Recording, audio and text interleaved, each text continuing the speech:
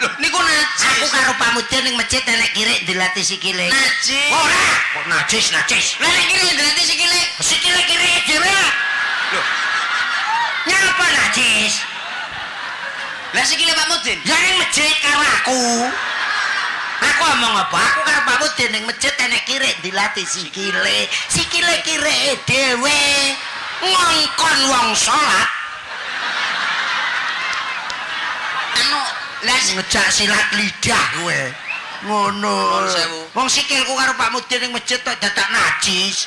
lah anu sikile kirike dilatih dhewe. Iya ta, dilatih sikile kirik dhewe kok dadak Kabeh wong ki menungso kabeh besok bakal napa? mati ta lho. Leres ta? Nyalonke lurah ya ora enek sing milih.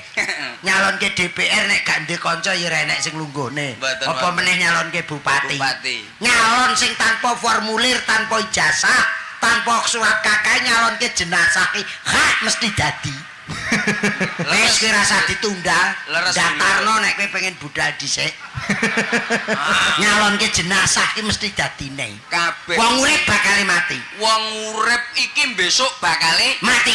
nak wis roh dalane mati apa sing kudu dilakukan? Ngibadah salat 5 waktu nek kowe agama Islam syariat agama Islam lakonono. Gak perlu. Lho, dosa Lampung lho le iki. Ben Lampung ya ben. Lampung lho ki. Lampung ya ben, Surabaya ben. Piye ta? Lah Wong iya, urip bakal mati. Lah wis roh dalane mati apa sing kudu? Ngibadah. Ora perlu. Lho. Dosa lho kowe. Ya men. Wong urip bakal mati nek roh dalane mati. Balik. Lah kok iso balik? Ah, nih, mlaku. Oh, dalane mati. Golek gang liya. Gang Lho. A apa gang B no sing ra mati. Aku awor kowe malah pekok. Lho, Wong urip bakal mati. lah ora Nek roh dalane mati, dalane mati balik. Bablas pecah ndasmu ta. Lah iya, ibadah kuwi. Kuwi ning gone. Wong urip bakal mati nek roh dalane mati balik. Kaya Gunawan bener. pekok. Wong urip bakal mati nek roh dalane pati. Ngibadah. Ngibadah. Lah wis Mergo wis ngerti dalane dalane pati pati. kudu nggocek agama. Agama. Nek dalane mati. Oh iya. Balik. Kleru sak selipe kok bledru ya le ya. Bledru. Lah wong mati ki parane ning ndi? Ya kuburan. Kaya Jawa-Jawa. Lho, wong mati niku parane mesti Ya ora.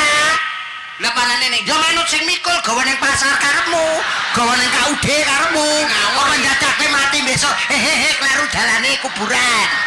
Kowe matang-matang ngene iki. Kleru ki lho aja ning pasar. Manut sing mikul piye? Wong tuwa kok dadak maca omongan. Kowe manut sing mikul, apa ndak wong mati dipikul kleru le ngono iki. wong mati kok gawa KUD kuwi. Wong nek wong nyemaya nyapa wong mati weni mangsan loro. Niku anjene ngoten Dincepi niku. nisan